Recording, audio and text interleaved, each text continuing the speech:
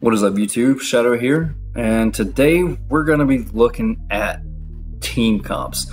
And there's a lot of focus out there on heroes and how to build them, but there's not a ton of focus on team comps. And as a more experienced player, I really want to help educate the community on this, especially newer players who don't even begin to know where to start asking questions in terms of team comps and drafting and that sort of thing. And that's really what this video is going to focus on. We're going to go over 3 basic team comps that you're going to run up against. Now there's just an infinite possibility of off-meta team comps that you may run into. It's impossible to go over all of those, but hopefully this is going to give you an idea of kind of 3 basic team comps to either draft into or draft against. First we're going to look at is classic team comp. A well-rounded team comp offering a balance of CC, damage, and lane control, often featuring a wombo combo to dominate team fights. This works really well against assassin team comps, which we'll look at later, and it struggles against objective team comps, which we'll look at next. But first of all, we're going to just kind of go through this briefly. For the off lane, you want characters that provide good front line for your team and good utility.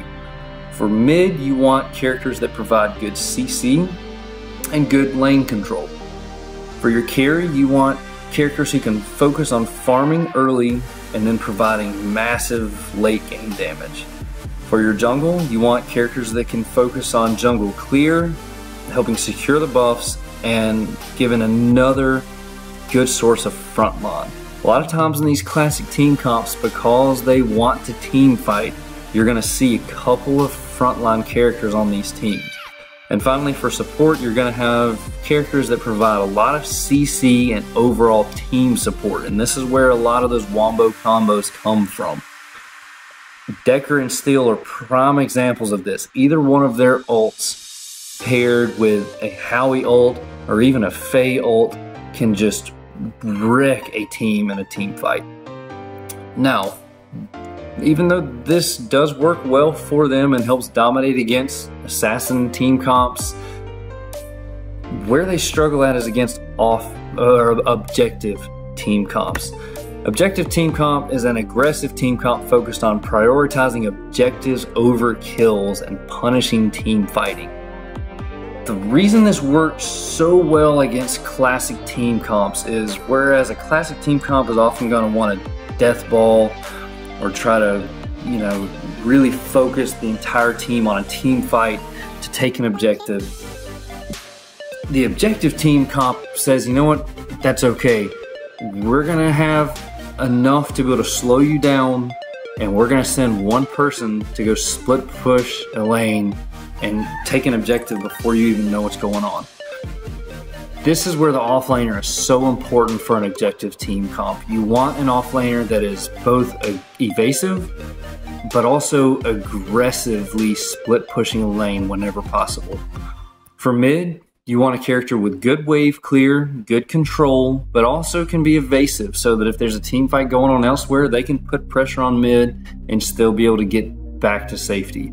For your carry, you want characters that are aggressive early, keeping that offlaner pinned down in their tower and forcing the issue on that offlane, but who are also mobile, who can, again, evade damage and get back to safety. For the jungle, you want jungle characters that can really help lock down all of the buff objectives. This includes Raptors and Orb Prom. And the 3 characters I showed here are all corruption heroes, which give them the option to run blood-soaked armor, which will really allow your team to take Raptors and Orb Prom faster than any other team comp out there. You can take Raptors early and consistently all throughout the game with any of those characters running blood-soaked armor. Finally, you want support who will provide kind of a guardian / savior role on the team. And these supports are needing to be this way because an objective team often has characters who are overextended, split pushing a lane. A lot of times having a support that can fill this role will help make sure they get back safely if the team does begin to rotate, and prevent too many deaths from happening. Now, where an objective team comp struggles is against an assassin team comp, which is the last one we're going to look at. An assassin team comp is a passive team comp focused on eliminating key heroes and punishing aggressive play. This works really well against against objective team comps, because when an objective team comp has someone running out, overextending, split pushing a lane, assassin team comps have ways of going and dealing with that quickly. They really punish aggressive, overextended teams. Now, for the off lane, you want characters who are somewhat passive early.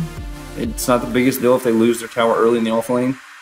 That gives them opportunity to card up, set their lane, and then move on elsewhere to help secure a kill. You also want offlaners who are evasive and provide a good means of burst damage to help secure kills quickly. For mid, you want characters that provide consistent, good poke, good burst, and are effective at roaming the map and helping gank and secure kills in the outside lanes. For your carry, you want a character who can farm early and who can also roam and help secure kills. For the jungle, you want characters who can gank often. They need to gank early and gank often and consistently. They also need to provide a source of frontline, because assassins are a squishier team comp, so you need at least one character who can provide good frontline for your team.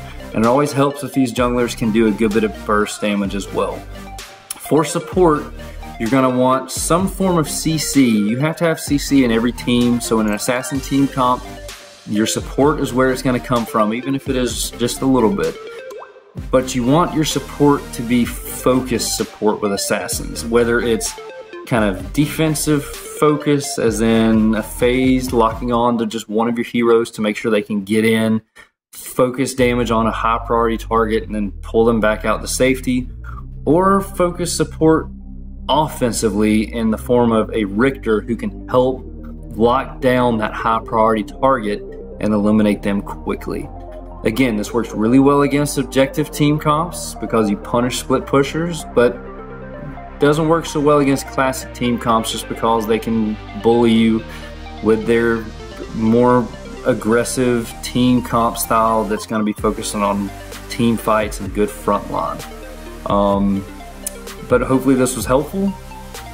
Again, these are just examples. There are other characters you can swap in and out of these roles, but what you really want to take from all of this is that if you're drafting and you see your team starting to form one of these team comps, then pick accordingly to complement what your teammates are picking.